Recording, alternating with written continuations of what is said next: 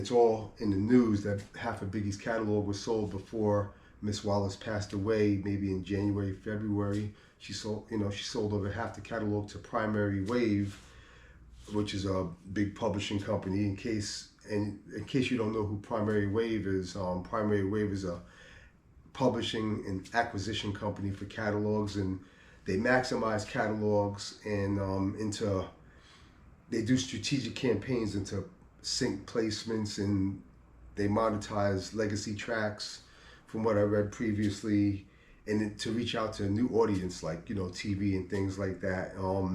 Primary Wave owns the Prince estate. They purchased the catalogs of Prince, The Doors, Kurt Cobain from Nirvana, Smokey Robinson, Whitney Houston, I think Bob Marley, whole bunch of people. I think they got maybe like 3-4 years ago, they might have got like $2 billion or something like that to acquire a catalog from people.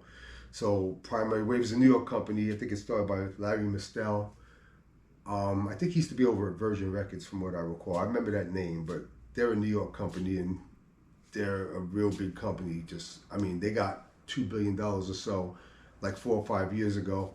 I'm sure they got more money to play with now to acquire a catalog. And you might just wonder like, hey, like, how is the catalog worth so much? You know what I'm saying? But for my research, Biggie got about 60 records recorded, through his albums, the 2 albums that he did after his death, including the 2 albums before he passed away, features.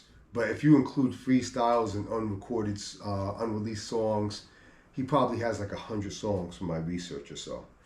So just to let you guys know how this works and why his catalog is so valued. So let's just say he has 100 songs or so from unreleased songs and recorded songs and things that you heard like that and what have you. But if you look on his ASCAP account, right, which I pulled up, I'm going to show you right here that basically, let's see if you could see this. If you could see right here, you should see that he has about 458 recorded titles. So I know y'all didn't hear 458 titles by Biggie. So you wonder, hey, how did that happen? So what it is that if he has like 80, 90 songs that were recorded that you all heard of, these 458 titles, I guess another 300 and something songs were sample-related songs from other compositions that used elements of Biggie into their new composition. So, for example, we could look at this first song right here. You see this song right here, for example. It's called AI with Braids, right? And this is a song featuring, this is a record by The Game, the rapper The Game out in California, featuring Lil Wayne, right? So now if you scroll a little bit, right?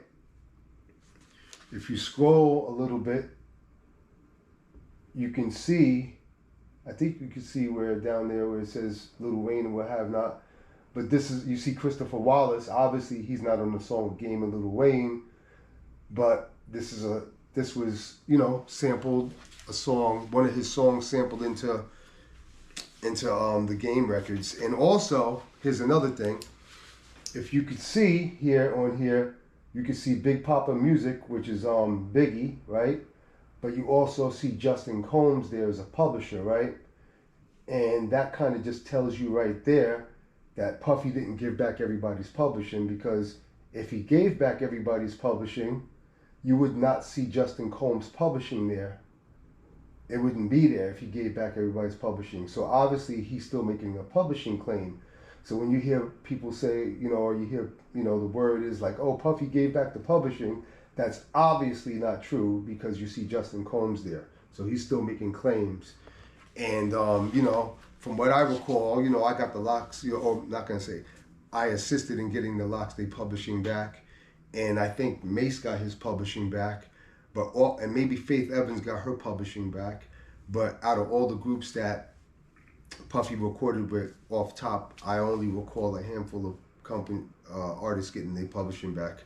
Obviously, you could see here the biggest artist that he ever established never got his publishing back. I can't explain why. That's kind of weird.